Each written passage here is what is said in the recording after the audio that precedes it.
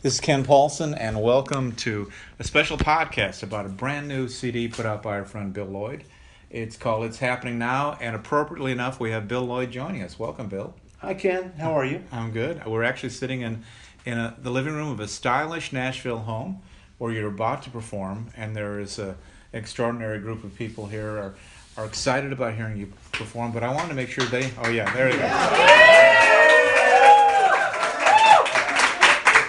They're also very nice, and they're also well fed. Watered. So, watered, yeah. The occasion here is I just billed it as a pre-release party. It's Happening Now is your new album, Mm-hmm. and it'll be happening actually next week on December 8th is the release date on iTunes. And if you're listening to this after December 8th, what's wrong with you? Go out and buy the CD. And it'll be available first of all on my website, which is billlloydmusic.net. Okay. And so you can order copies there if you like the physical thing. But if you want to just hear the songs right away, you can go to iTunes. I know you like the physical thing. The physical thing's good. You know, I have a house full of CDs and vinyl and cassettes and not many 8-tracks, but but still I have a house full of books and records, and just that's the way it went for me. Well, I met Bill Lloyd at a gig in Nashville many years ago when he did a fabulous Kinks cover, and I just was so overwhelmed. I said, I just need to meet you. We need to know each other because that's like the best performance of that particular Kinks song I've ever heard. But over time I've learned that Bill is an extraordinary record collector. I mean, it's interesting. You're maybe the biggest fan I know, in addition to being this respected artist. It's hard to walk that line, isn't it?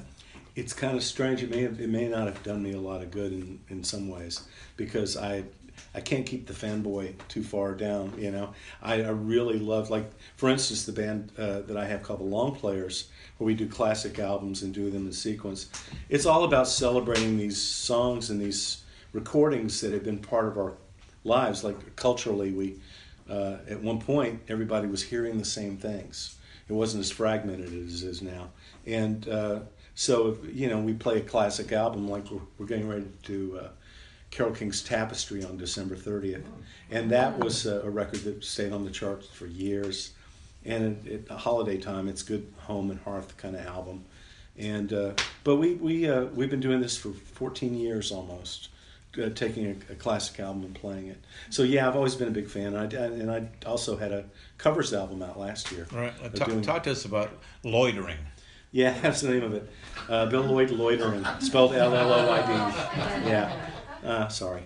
And but it was all things that I had recorded over the years that were for tribute records and things like that, and I just compiled them in one place. And a really great little label down in Texas called Spider Pop put it out for me. So I'm curious. Play the Amazon game with me. If you look at the recommendations, if it says, if you like Bill Lloyd, you'll enjoy.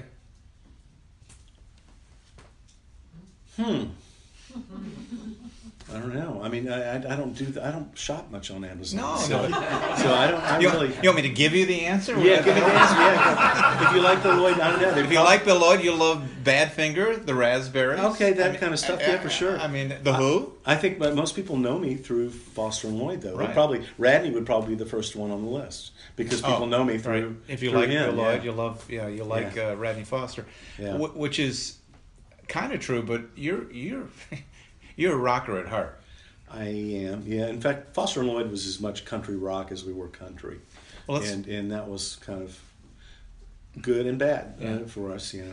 Well, for those who may not know Bill's history, he was toiling on Music Row and got matched up with Radney Foster, and the two of them, fabulous harmonies, lots of comparisons to the Everly Brothers. We love that. And in fact, when the Everly Brothers were inducted into the National Songwriters Hall of Fame, Bill and Radney performed their songs. We reunited to do an Everly Brothers set that night of things that they had written themselves. What I'm struck by, though, Bill, is so you guys get signed and you put out your first album and it has like 3 top 10 records. You had to go, well, this is easy.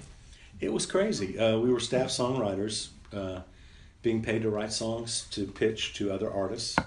and we had, by the time we got into a role of writing together, we were recording together as well. So on his songs that maybe he wrote by himself, I would still be there playing guitar and singing harmony. Songs that I wrote that I wanted to pitch country, well, he can't open his mouth without sounding country, and I don't have that kind of singing voice, so I can sing harmony with him. So on my demos, he would sing for me, and I'd still be playing. And then the things we wrote together was like an Everly's duo thing, and we got a cut by a group called Sweethearts of the Rodeo, and it went like top 15 or something, and that was exciting. And then we got a Ricky Van Shelton cut, and then we had, all of a sudden we had record labels looking at us going, why not, you know, they'd heard all these songs that we had together, and actually we signed with RCA, and they had, there was a cassette that had all those songs together on one thing, and it sounded like a project, and that's why we ended up getting signed to RCA, and it was very exciting. The first single out of the box went to number one, and on every chart but Billboard, but every other chart it was number one record, and it was like, yeah, you think, how can this happen? You know, I should have started 10 years ago. Exactly. But you know, we went from being staff songwriters to opening for Roy Orbison on the road, and I mean, it was a very exciting time, and we ended up staying together for 3.5, 4 years, and made 3 albums plus a greatest hits, and we toured internationally. We got to play a lot of different places. Got a Grammy nomination after we had split. Mm-hmm. So you know, but and then I went on to work as a talent scout for RCA New York, and was putting together a band here in Nashville with one guy from the Doobie Brothers named Pat Simmons, another guy from Poco named Rusty Young, Newgrass Revival's John Cowan, bass player, singer, and me. And that band was called Four Wheel Drive, and then it became the Sky Kings. And that was one of those situations, I described it earlier tonight, as if radio was the round hole, we were the square peg trying to get through to country radio, and it just didn't work out for us. After about 4 years, that band kind of, now both albums are available in retrospect, but at the time it was sort of a, you know, but I continued to make my own records throughout that whole time, and widely praised pop records. Set to Pop, I think I checked in about then into your career, and then discovered everything else. So for me, Set to Pop is kind of your pet sounds. Wow. Is that the one you? Was that a moment? Well, it was the one that got the most attention. I got a Stereo Review Record of the Year thing that year for that, and it was the one that more people bought and more people knew. Enough to where a couple years ago, when it was a 20-year anniversary, I found all these demos and live versions, and I kind of put out on my own, I put out a 20-year anniversary thing called Reset, Set to Pop. But, it's the one that most people know, I think. So I want to throw out some names, because in addition to being a fan, you've come into the perimeter of a lot of cool people, interesting bands. We mentioned the Kinks. This Is Where I Belong is where I heard you. That song I heard you play. Ray Davies. What's your connection to Ray? Ray came to Nashville to look at recording studios, and he eventually ended up recording one of his records here with Ray Kennedy, another Ray. But before that, there had been a tribute record to Ray, and I happened to know the people that were putting it together, and Tommy Womack and myself did a version of one of his songs called Picture Book, and it really ended up being a really good recording, and Ray liked it a lot. So later I ended up flying up to New York to audition for him as a guitar player, and to be in a room with him, like knee to knee, playing guitars at each other, was about the most thrilling thing, you know. You could have put me with Paul McCartney or Burt Bacharach or Brian Wilson or anybody like in that stature, and I put Ray in that same category. I just think he's a brilliant songwriter, record maker. And just to hang, and the fact that I talked to him on the phone when I was in London last year, so I'm kind of still staying in touch with him, and that was thrilling. Carl Perkins. I produced some sides for Carl Perkins in 1990, when it was sort of at the end of Foster and Lloyd days, and got a budget from RCA to cut some songs. His manager also managed the Judds at that time. And so luckily a guy who was at one of the booking agencies had recommended me and said, well, Bill does great stuff in the studio with Foster and Lloyd, you should talk to him. And I ended up, the best thing was getting to go down to his house in Jackson, and I would be staying in the guest room, and he'd knock on the door in the morning, Bill, Balda's got breakfast on. And, and that was like the best. Here's this legend of rock and roll, and I'm staying in the guest room, and we cut a bunch of stuff at his home studio, and then we ended up coming to Nashville and cutting some real sides. Eventually the things came out. Ken, his manager, took the Judds away from RCA, so the whole deal went flat. But some of the songs ended up on a Bear Family compilation years later. So at least you can go hear the songs that we did together. Trisha Yearwood. Trisha was the receptionist at NTM, Mary Tyler Moore Publishing, when Radney and I were there. And you'd always come see her when she comes in the front door. And she always had a big smile and was always so sweet. And of course, years later, she became Trisha Yearwood. And one of the best Nashville female country vocalists of all time, in my opinion. She's got that kind of power of Ronstadt, and there's something even smoother on top, the way she sings. I really. And anyway, she cut a song that Beth Nielsen Chapman and I wrote called "Trying to Love You," and it wasn't a big hit, but it was really a thrill to hear her voice on that song. A little band out of Rockford, Illinois called Cheap Trick. I love Cheap Trick, and I have a picture of me working in a record store in Kentucky from like 1978. I think I was stoned, in the picture. I looked stoned anyway. And it was a Cheap Trick button on it. And if you'd have told me then that I would get to play with those guys later, I would have told you you're crazy. But Tom Peterson is a good pal of mine, and wrote songs together and worked together. And he would always sit in with the long players. Tom Peterson of Cheap Tom Trick. Peterson is the bass player of Cheap Trick, and he lives here in Nashville. And so they were putting together a program to play the Hollywood Bowl, and it was Cheap Trick with the LA Philharmonic doing the Beatles' Sgt. Pepper. And because the long players had already done Sgt. Pepper, he said, will you help us? So I just went to a rehearsal, and finally, at one point, Robin Zander, the lead singer, turns to me and goes, you're coming with us, aren't you? Yes, I will. And that ended up being 2 years straight at the Hollywood Bowl, and then another 2 years doing Las Vegas, I think in Las Vegas, at the Paris and at the Hilton. So. And there's a DVD out there where you're there's a DVD featured prominently on that. So the last one I ask you about is just generally the band I think you love the most, the Beatles. I don't think you had a chance to work directly with any of the four, but... Well, I did end up on a Ringo Starr record.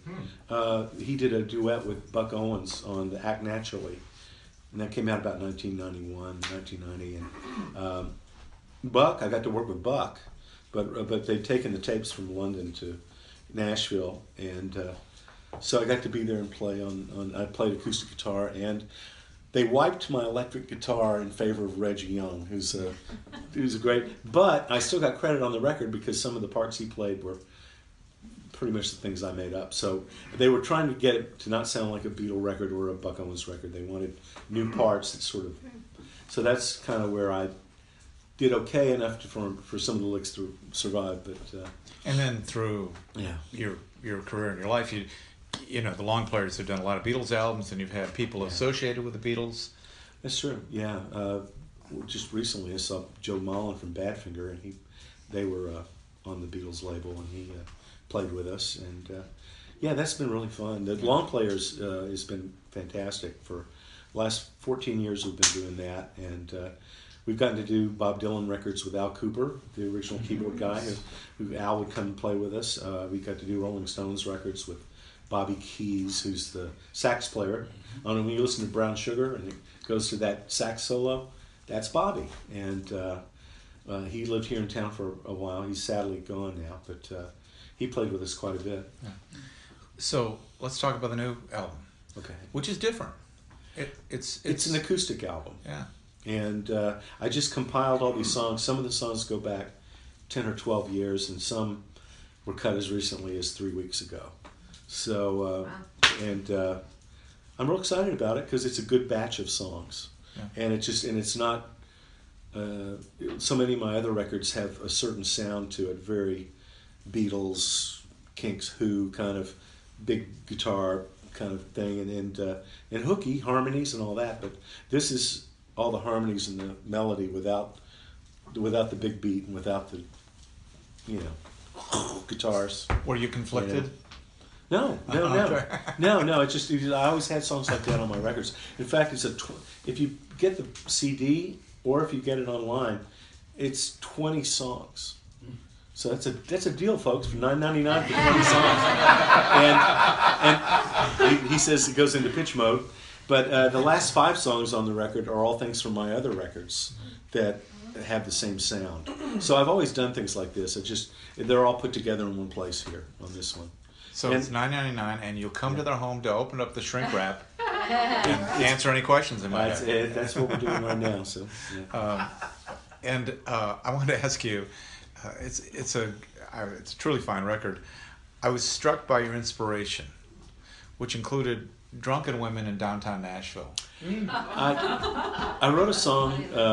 Nashville's become such a destination for bridesmaids now, and everybody in this room has been stuck behind one of those pedal taverns, and you watch the girls. Literally, you just don't know how they're going to keep pedaling or they're going to fall off. And for those out there and listening to the podcast who don't know what a pedal tavern is, there are other cities that have them, but Nashville has a glut of them. And so I wrote a song called "Pedal Tavern Girl," which I'll play for you a little bit.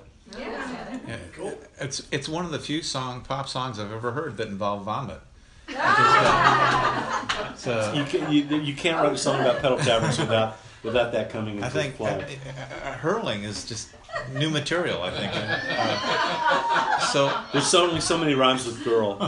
There's girl, world, and hurl. You gotta go with it. So aside from pedal tavern girl, there's really no such thing as a single anymore. But if you're going to pick a single of the new material on your record, what would that be? I don't know, because pedal taverns aren't everywhere. So what are the other songs, would you say? I think the title track is really poppy and catchy. It has a lot of harmonies and is well performed and sung. So I like that one. Yeah. I don't know. Do you have any other ideas? I'm still at that point where I'm thinking all of it's really quite good. Well, thank you. Thank you. It takes 100 lessons for me to go, okay, that's the one you play at my funeral. So we're a little far. So far that my playlist is Twist and Shout, and I saw her standing there. But you're in the running, Bill. So I appreciate that. Very much. I'm counting on you actually to make the live performance for that. Yeah. So is it still fun? Oh, yes. Yeah. I think that's what keeps people young, is playing. I think musicians, not all musicians, I guess, but so many of them have that inner flame, that fire to keep creating. And I think the world has finally figured out that we'll do it whether we get paid or not. I think we live in a Spotify wait a world. minute, we didn't figure that out. But I mean, the whole thing of the record business compared what it was 20 years ago compared to what it is now is not what it was. As a member of the journalism community, I empathize entirely. Right. So what was the exact moment you decided you could be a rock star? I got to tell you, I spent yesterday with, it was a date yesterday, Gary Talent. He was a mutual friend of ours. And I remember seeing Springsteen here in Nashville at the 1978 at the Municipal Lodge. Were you there? I was there. Fantastic. And I was there too, and it was life-changing. It was so life-affirming, and, and it still is. You go see Bruce, it's still that. But I just thought, I can't not do this. Was that the Darkness tour? Yeah. I can't, if I have a shot at this at all, I can't, because, I'd quit school and didn't finish college and kind of playing in bars and working in a record store and just, it took quite a while to get things going, but I've been lucky. But you knew you had talent, right? I thought I did. And and if you do something long enough, you eventually learn how to do it, right? So That's not universal though. I asked you about that tour just because, as you know, I spend a disproportionate amount of my disposable income on concerts. Yeah. The best show I've ever seen, 1978, Bruce Springsteen, Darkness on the Edge of Town. I caught up with him in St. Louis, but I'm sure Nashville is probably the next stop on that. So yeah, it's probably in there. Well, the good news is everyone who was at that tour didn't become a rock artist because it would be very, very crowded. But it was a big moment, and I was 25, I think. Was I 25? No, I wasn't. I was 23. So it was the right age to go. Where are you going to go? Yeah. So I'd moved to New York before I moved to Nashville, and tried that first, and ran out of money and came home. But well, it's been a pleasure talking with you. Those of you who are listening to the podcast, it's happening now. That's the name of the record, BillLloydMusic.net, and it's. If you like my other records, you'll like this one too, I think. Oh, absolutely. And if you're in Nashville, come and see the Long Players recreating the greatest records of all time in precise and passionate fashion.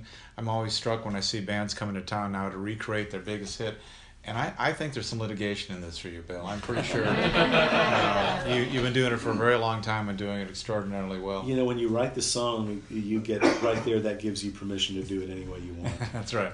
So Bob Dylan doing a whole song where you go, oh, he's playing Masters of War. I had no idea. It's like he changes things so much. But it's happening now. Highly recommended. Thank you, Bill Lloyd. Thank you, Ken Paulson.